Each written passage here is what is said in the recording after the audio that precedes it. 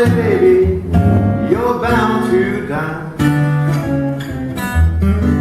I'm gonna give you a pistol, 40 pounds of ball. I'm gonna shoot my protege, Lordy, just to see her fall.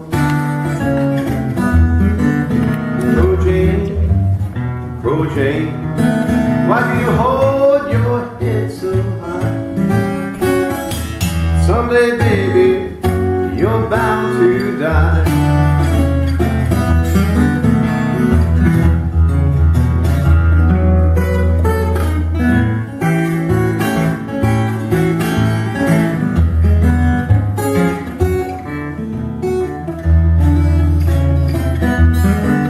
Well, I dug her grave with a great long silver spade.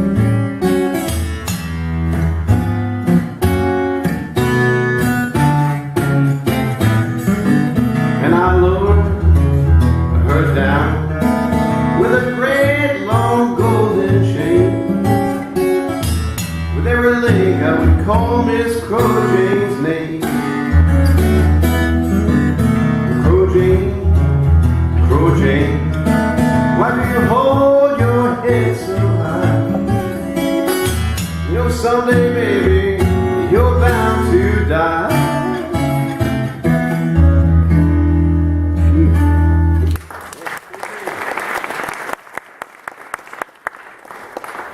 So, we played Monterey Blues Project, and Al Cooper had left the band, and Monterey was beautiful. It was a beautiful festival. I saw Janis Joplin doing Ball and Chain, from the Wings. And I shook hands with Otis Redding, which is a thrill for me to this day. And of course, being the New York cynic that I am, when Ravi Shankar came on, it was pouring, and as soon as he played his first note, the sun came out. And I turned to my friend and I said, "Wouldn't you know it?" We went back to New York, and I got a call a couple of months later from Al Cooper, who said, he said, "I want to go to England and start a new band or just start my career over again." And I said, "Well, it sounds good, Al." He said, "Well," and we were the house band at the Cafe Go-Go most of the time, Blues Project and DSCN. And Al said, "Well, I want to do a benefit show to raise enough money to get to England. Would you guys be interested?" Meeting guys, me and my newfound friend Bobby Colombi, drummer friend. So will you guys be interested in backing me up with a couple of other musicians? And I said, "Sure, sounds good." So we rehearsed a little, and Al booked the benefit at the Cafe Go-Go, and nobody came. And Al raised enough money to get a taxi to the airport and back. So we said, "Why don't you stay here? We'll start a band." And that was the beginning of Blood, Sweat, and Tears.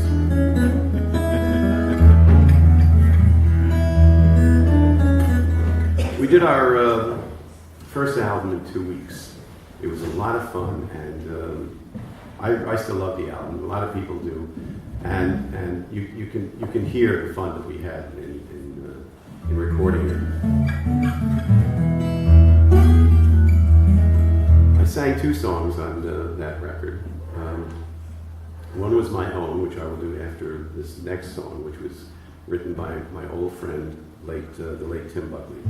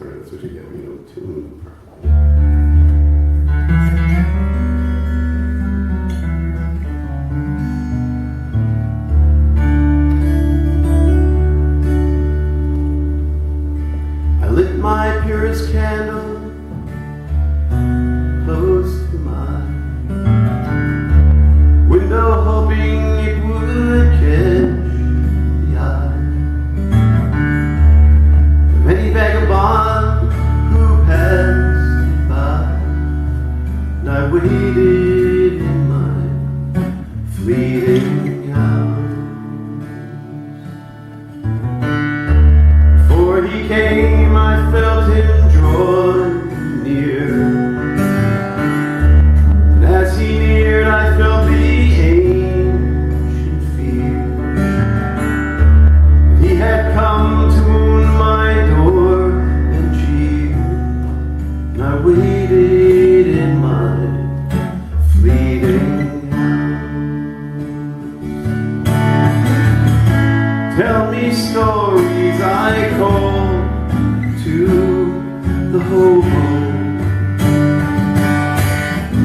Stories of old, I knelt to the hobo. Stories of cold, I wept to the hobo. And he stood before me in my fleeting hours. No, said the hobo, no more tales of time. And ask me now to wash away the grime. I can't come in 'cause it's too high to climb. And he stood before me in my fleeting hours. Then you be damned, I screamed to the hobo. Leave me alone, I wept to the hobo. Turning to stone, I knelt to the hobo. And walked away from my fleeting hours. I lit my purest candle close to mine window, hoping it would catch the eye of any vagabond who passed it by. Stood before me in my fleeting hours.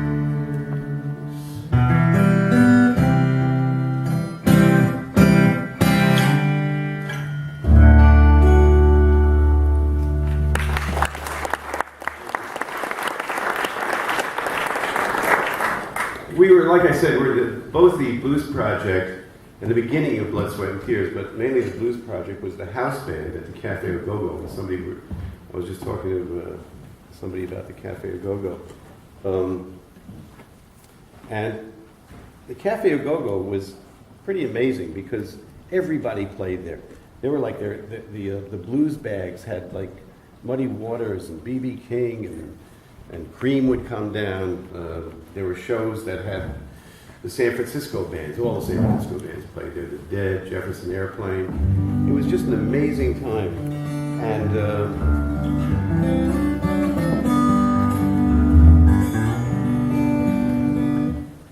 I'll never forget going down to rehearsal one day, and it was like 4 o'clock in the afternoon. I used to go next door to the Bleecker Street Cinema or the Garrick Theater to watch a scene in a movie. I knew all the managers, and you know, I was able to go in and watch a scene here or there, some great foreign films.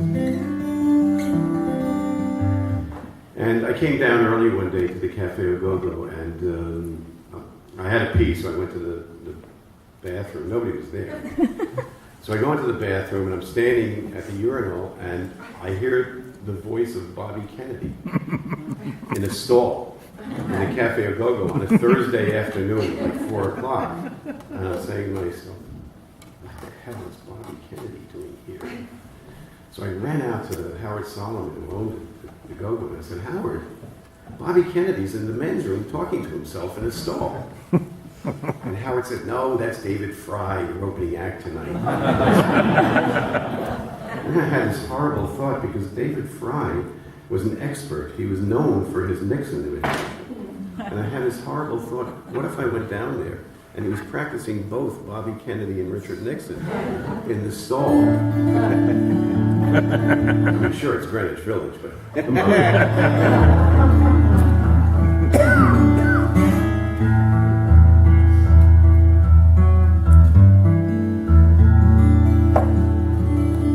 Here's the other song I wrote for the other song I did for the first Blood, Sweat, and Tears album.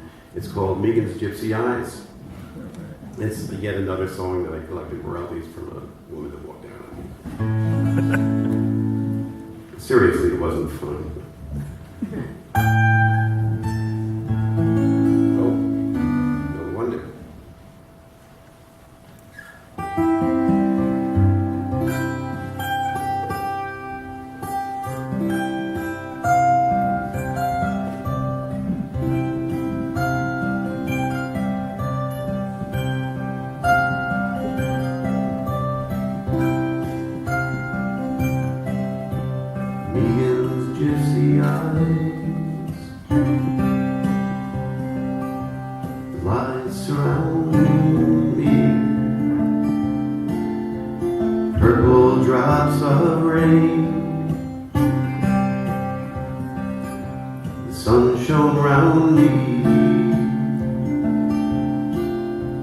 Death that clouds her life will be forever. She is love yet cannot love, not ever.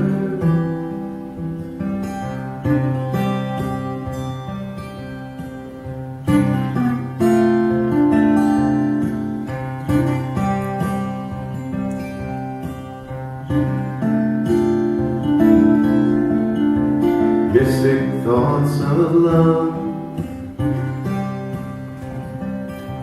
and hers completely taught her how to run, but not discreetly. Megan's not as old as she'd like to think she's young.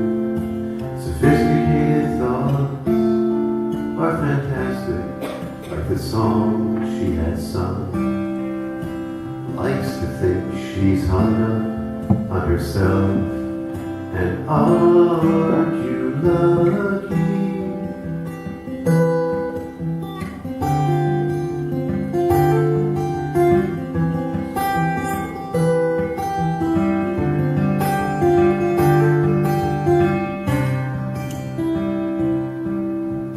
Megan's gypsy eyes,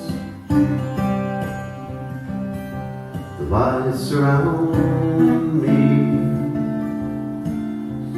purple drops of rain, the sun shone round me.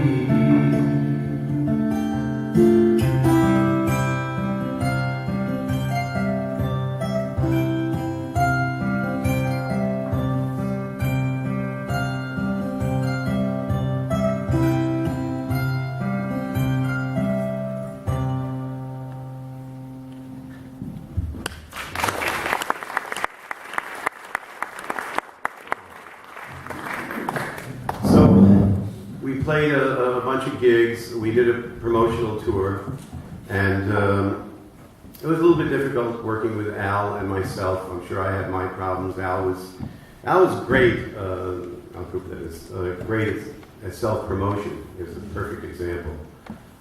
We played a theater. The first large gig that we played was called the Village Theater on 2nd Avenue. It later became Fillmore East.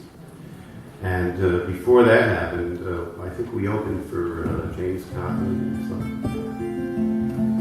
But we were pretty excited about the gig, and Bobby Columbia and I went one day to see what the marquee looked like. So we go to the Village Theater, and the marquee reads, Al Cooper's Blood, Sweat, and Tears. And we just flipped. So I ran in, and I said, you've got to change that. This band is a democracy. This isn't Al Cooper's Blood, Sweat, and Tears. And, and they probably thought I was nuts. They said, well, go out to lunch or something, come back and change the marquee. So we go out to lunch, we come back, and they changed the marquee, which now read Al Cooper and Steve Katz's Blood, Sweat, and Tears. Turn the body or something. I can live with that.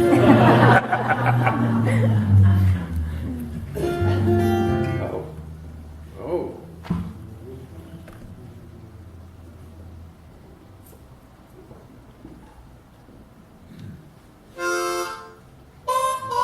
Oops.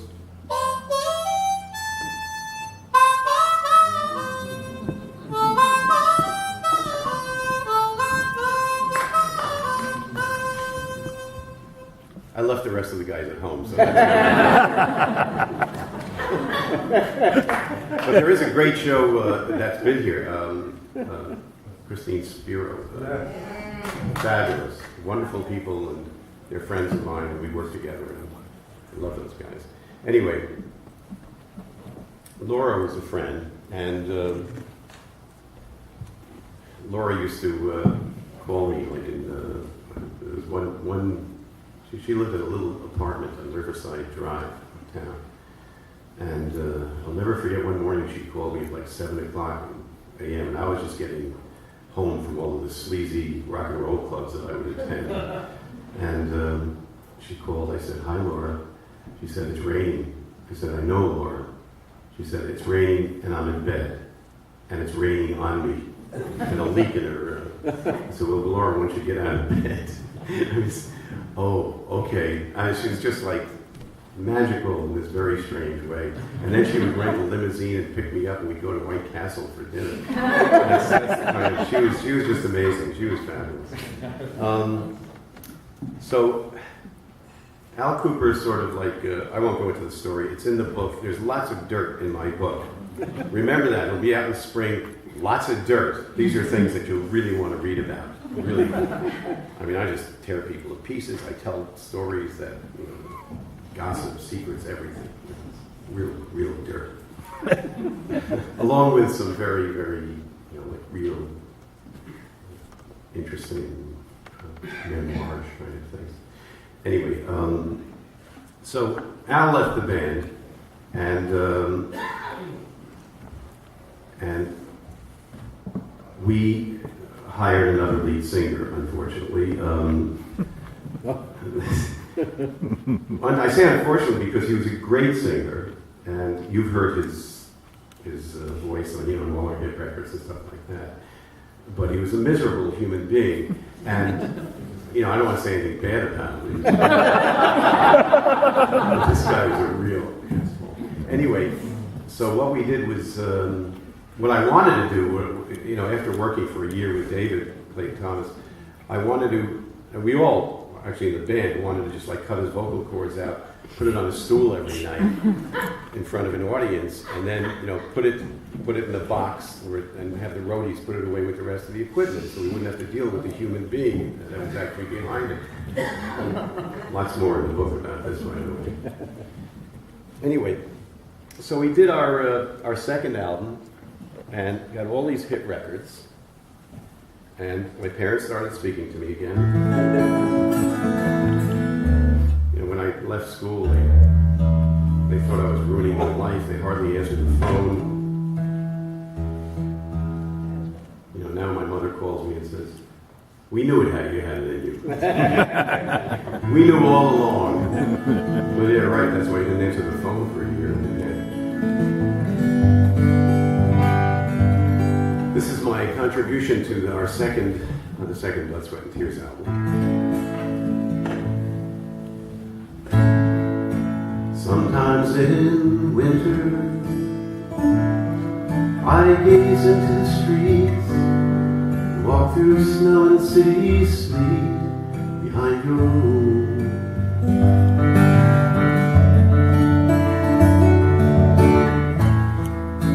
Sometimes in winter, forgotten memories, remember you behind the trees, with leaves that cry.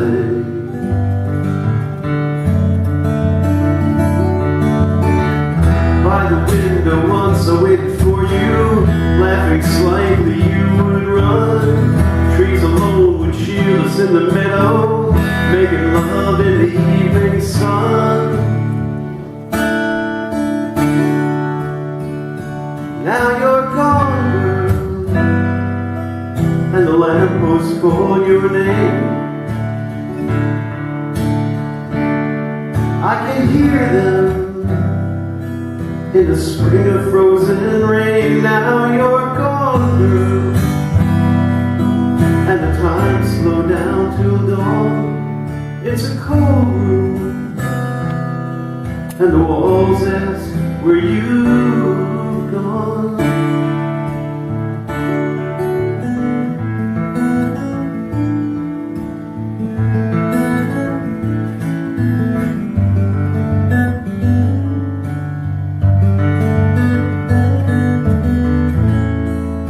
Sometimes in winter,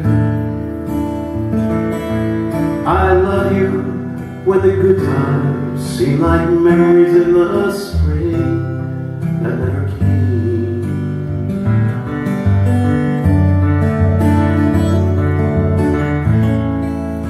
Sometimes in winter, I wish the empty streets would fill with laughter from your tears.